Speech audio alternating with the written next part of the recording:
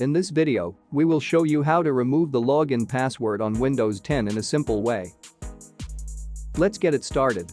First, click on the Start button in the lower left corner of your screen. Or use the shortcut Windows key +X.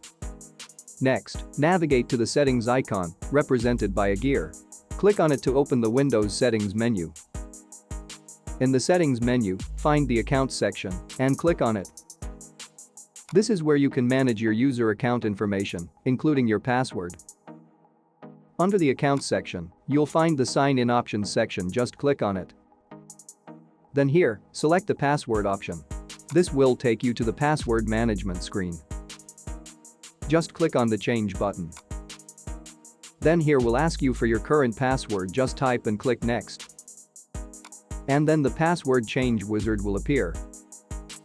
Simply leave the password fields blank and click on the Next button. And then click on Finish. And that's all there is to it. You've successfully removed the login password from your Windows 10 computer. Thanks for watching. Don't forget to like and subscribe for more videos.